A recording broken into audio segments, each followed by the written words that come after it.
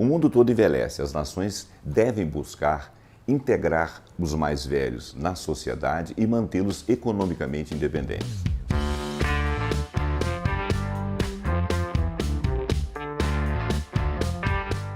A previdência em muitos países vem se modificando e as expectativas gerais da sociedade acompanham essa transformação.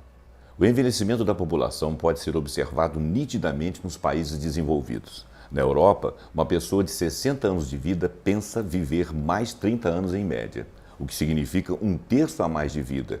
Isso não está longe de acontecer se pensarmos no desenvolvimento associado ao campo de saúde e tecnologia. Para o médico especializado no estudo de envelhecimento Alexandre Kalash, tudo isso impõe a necessidade de aprofundar a compreensão da interdependência das práticas de trabalho, situações de moradia, bem-estar pessoal e coesão social. E ele enfatiza o termo envelhecimento produtivo ao significar uma tendência crescente de estilo de vida em uma sociedade que envelhece. De acordo com a ONU em 2000, o número de pessoas com mais de 60 anos totalizava mais de 600 milhões. Em 2011, esse total ultrapassava 800 milhões. Para 2050, está previsto chegar a 2 bilhões de indivíduos com mais de 60 anos. Na Europa, a estimativa é que as pessoas idosas sejam em torno de 25% da população e na América Latina e Caribe, 18%. É preciso dizer que chegar aos 80 anos é um privilégio que populações do continente africano ainda não atingiram. A desigualdade social das populações no contexto mundial marca a vida de milhões de pessoas.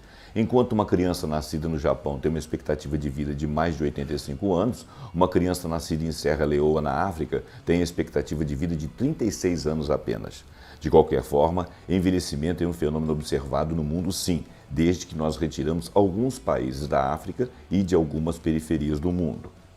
A Revista de Saúde Pública Brasileira comenta que, para enfrentar esses desafios, foram implementadas Assembleias Mundiais de Saúde pela ONU e lançamentos do Plano de Envelhecimento Ativo e Guia Global. No Brasil, nós temos a Política Nacional do Idoso e da Saúde, o Estatuto do Idoso, que tem como primícia a promoção do envelhecimento ativo e saudável.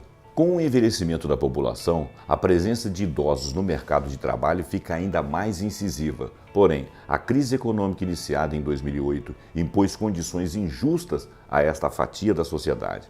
Profundos cortes de gastos, especialmente nos serviços públicos de educação, saúde e segurança social. Desta forma, as consequências são a evasão dos mais velhos do mercado de trabalho, corroborando para a maior desigualdade. Com a maior taxa de população envelhecida, tal crise se torna uma armadilha para os idosos do século XXI. Os empregadores, via de regra, não querem manter os mais velhos empregados.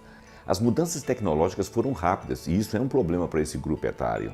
Assim, de hoje para um futuro próximo, os mais velhos vão ter que se acostumar à educação continuada, porque o mundo não para a sua transformação. O trabalhador mais velho, principalmente em países não desenvolvidos ou em desenvolvimento, não teve esmero em educação.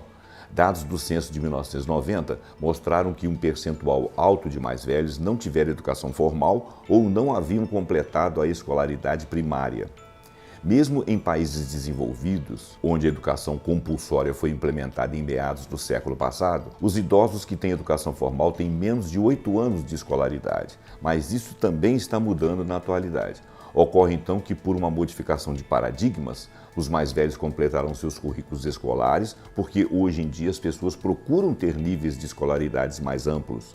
E o mundo deve se preparar para ter trabalhadores grisalhos, porque as taxas de natalidade estão caindo. Assim, um percentual de indivíduos disponíveis para o trabalho devem ser mais velhos. Como as leis da aposentadoria têm colocado limite para uma faixa mais alta, que já está chegando a 65 anos, e as mudanças médicas, tecnológicas, de capacitação têm se ampliado, é possível pensar que em um futuro próximo teremos um maior treinamento para os trabalhadores de mais idade e isso se tornará cada vez mais importante.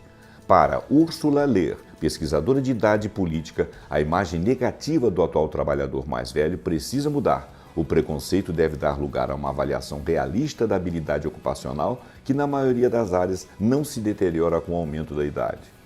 O Brasil é conhecido como um país jovem, mas como o resto do mundo, a nossa população está envelhecendo também.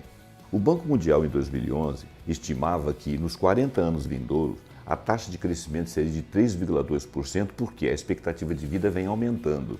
Assim atingirá 60 milhões de habitantes em 2050 e isso representa 30% dos habitantes. O IBGE também faz estimativa próxima de 65 milhões de idosos ou com pessoas com mais de 60 anos para 2050. Enquanto idosos aumentam, as populações mais jovens caem. Isto é o que explica também o aumento da participação de idosos no somatório total. Existe uma queda acentuada na taxa de fecundidade, evidenciando ainda mais o envelhecimento populacional. A proporção de idosos na população é maior que 40 anos atrás. Por outro lado, a concentração de pessoas com mais de 60 anos está localizada nos grandes centros urbanos, em especial no Sudeste. Em todas as etapas da vida, nós passamos por ritos, na infância, na juventude, na idade adulta, até a longevidade, com perspectiva de desenvolvimento humano, crescimento e aquisições. Mas eis que num determinado momento dessa trajetória acontece uma interrupção abrupta que resulta numa inatividade. Ao ingressar nessa dinâmica, o adulto mais velho entra numa fase de desengajamento que, claro, transforma toda a sua vida. Pensando nisso, existem hoje universidades da maturidade com adultos de 45 a 80 anos.